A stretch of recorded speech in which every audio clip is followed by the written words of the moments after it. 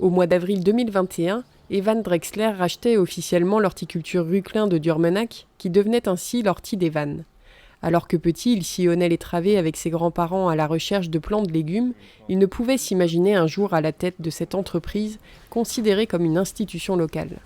Et pourtant, en 2019, le hasard l'a conduit à revenir s'installer dans son village natal. En fait, j'étais maraîcher bio avant en Auvergne et on est donc suite à... Enfin, on s'entendait plus trop entre associés, donc il y en a 2 qui sont partis, un qui est resté. Et ma compagne souhaitait revenir, qui est originaire du Songo, elle souhaitait revenir dans le coin. Et 10 jours après qu'on soit revenu, il y a Jean-Louis Ruclin, donc l'ancien gérant de l'entreprise, qui m'a appelé, qui cherchait des saisonniers tout simplement pour la saison, quoi. Et au bout de quelques semaines, en fait, il m'a confié que lui, il souhaitait partir à la retraite et qu'il cherchait un repreneur. Et que soit c'était un repreneur, soit c'était 5 maisons, quoi, donc un projet de lotissement, quoi.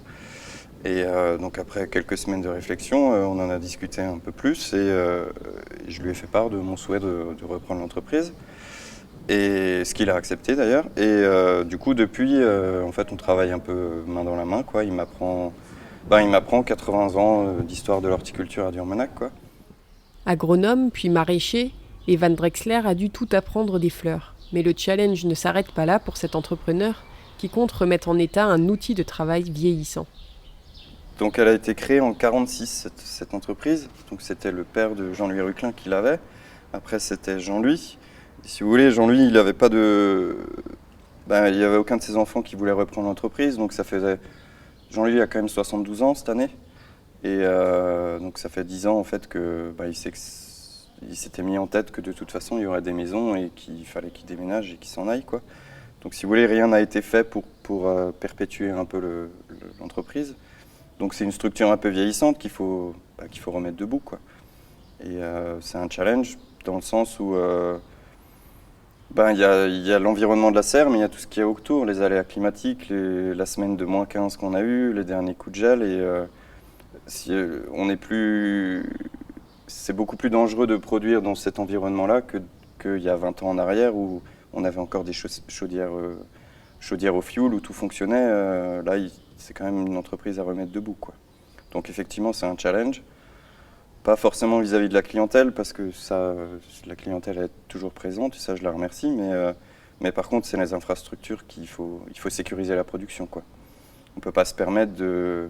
Cette année, il y a 4000 tomates qui ont gelé, c'est une chose, en termes de chiffre d'affaires, c'est énorme.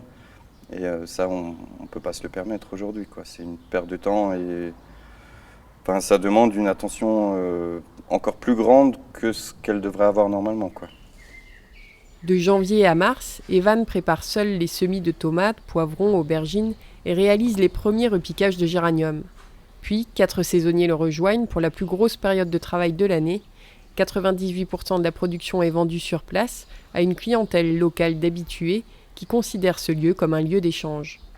Je vais me donner à peu près 2-3 ans pour remettre un petit peu l'horticulture sur pied, pour sécuriser un peu la production et pour pouvoir me lever moins souvent la nuit pour surveiller le thermomètre, ce serait pas mal déjà. Et petit à petit, on va essayer de... parce que on produit environ 95% des fleurs sur place, et tout ce qui est légumes, pour le moment, on fait de l'achat-revente, par manque de place. Et petit à petit, j'aimerais bien réussir à augmenter la production maison, quoi, petit à petit, jusqu'à arriver quasiment à l'autonomie. Ça serait déjà pas mal. Après, je vais essayer de créer un petit bar juste à côté pour justement renforcer un peu ce lien, parce que ça m'avait toujours surpris quand je suis arrivé ici. Il y a des gens qui arrivent, qui se croisent et qui ne se sont plus vus depuis des mois et qui, pendant 1 heure, vont taper la causette. Donc c'est vraiment pour accentuer un peu ce côté-là, quoi. Et petit à petit, si j'arrivais à passer les légumes en bio, c'est un truc qui me plairait bien parce que ça me tient à cœur quand même. Parce que aujourd'hui, c'est facile d'acheter des légumes bio au supermarché. Par contre, c'est difficile d'acheter des plants bio, quoi. Il n'y en a pas énormément sur le marché. Et petit à petit, j'aimerais un peu augmenter un peu la gamme autour du jardinage, quoi. Donc donner les outils et les connaissances que j'avais en tant que maraîcher, les mettre le fournir aux jardiniers en herbe qui pourraient bénéficier des mêmes techniques que les maraîchers ont, quoi. Et ça sera déjà pas mal. Petit à petit aussi, moi j'aime bien toucher un petit peu à tout. Alors j'ai J'ai aussi replanté un verger juste à côté de chez moi, donc à 150 mètres d'ici. Donc on va peut-être essayer de développer un peu une gamme de jus, de fruits à croquer, tout ça. Et après, j'aime bien faire travailler les copains aussi. Donc là, j'ai un copain qui vient de se lancer en brasserie. Donc je commence à vendre ses produits.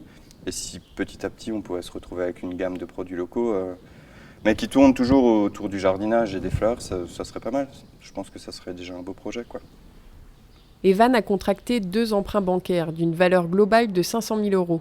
Il s'est fait accompagner par le Ségard sur la partie juridique, mais s'est senti seul dans ses démarches administratives, ce qui a considérablement ralenti son installation. Du coup, quand j'étais maraîcher avant en Auvergne, j'étais JA, donc j'ai eu la DJA. Et je ne suis pas allé au bout de ma DJA. J'ai quitté l'exploitation au bout de 2 ans et demi. C'était très compliqué parce qu'à la fin, c'était vraiment, je subissais quand même du harcèlement moral qui était vraiment compliqué, quoi.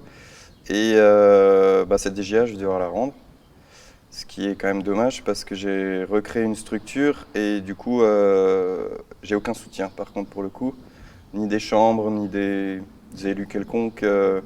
Avant, j'étais très aidé, on était dans le parcours aidé, donc là, je vois vraiment la différence. J'avais un conseiller économique, on était très bien entouré. Par contre, du coup là maintenant il faut que je la rende, sachant que j'ai un prêt qui est quand même relativement costaud, quoi.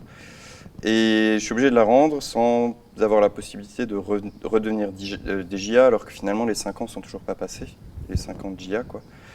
Donc donc ça c'est pas forcément évident et du coup je vois un peu ce que ça fait de ne pas être dans le parcours aidé.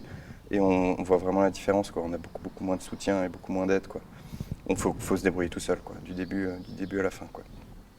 Alors que la saison printanière touche à sa fin, ce jeune horticulteur réfléchit à ses prochains achats: vitres, toiles d'ombrage, chauffage, alarme de température et système d'irrigation des tables.